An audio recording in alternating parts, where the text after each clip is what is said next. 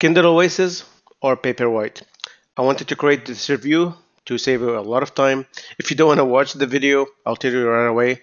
I am going with the Paperwhite. I went over the properties of both devices and I wanted to choose only one for my personal use and ended up going with the Signature White.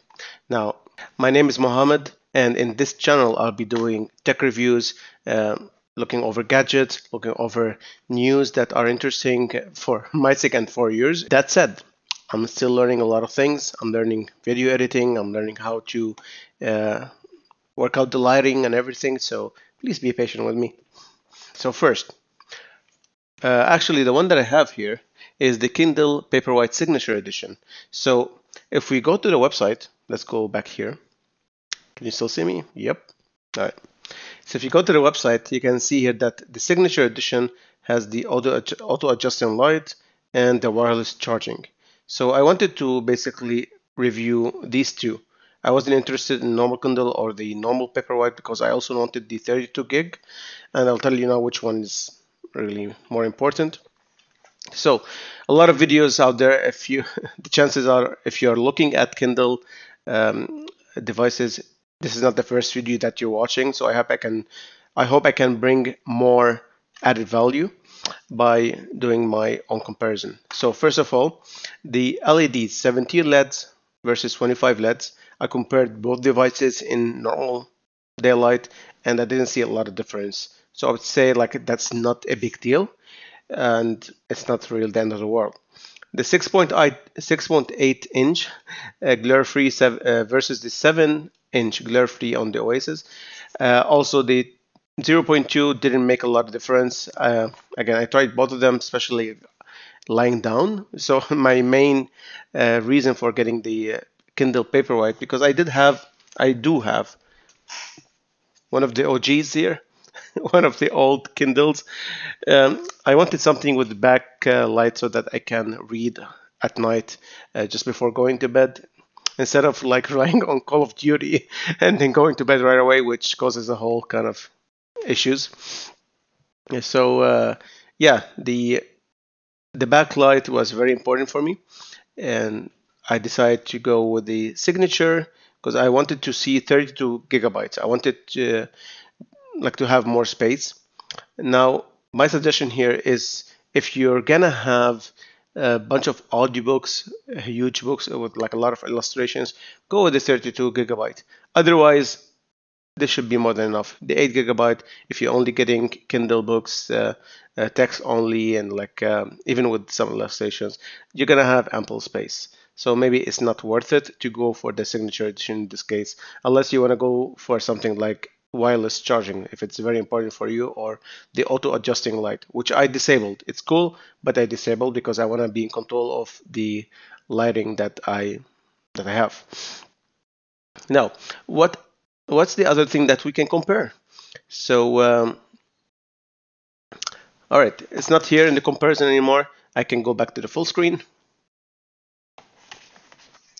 Now, I wanted to see how both devices feel in my hand. So spoiler alert, the Oasis is already packed. It's already in the box now, and it's ready to be shipped because I don't want it. So here's the Signature one, the Paperwhite Signature Edition. So when I'm like done, I wanted to just hold it in both hands and read as I want, and it's very nice. The text is crisp and everything. I didn't like the Oasis that you have to rely.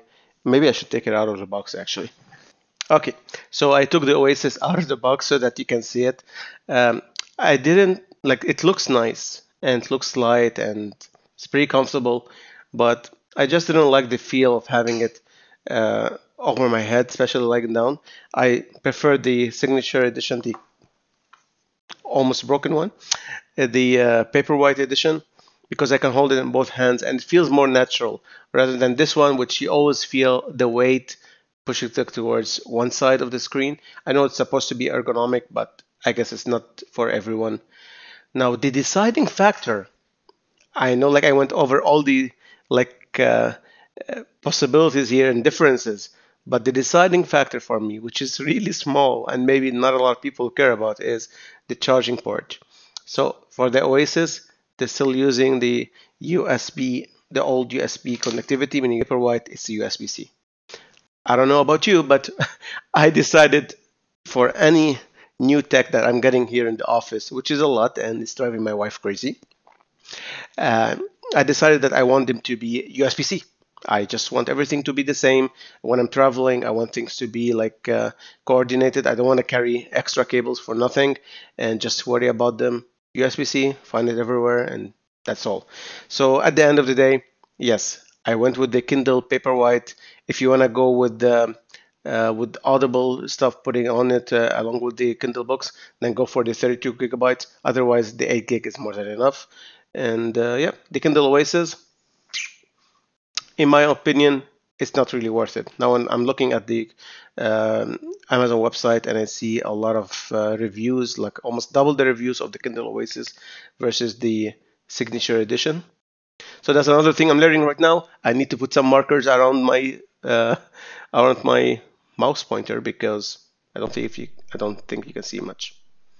Anyways, I've been blabbing. So going back, go with the Paperwhite Signature Edition, 8 gig or 32 gig. That's what I recommend.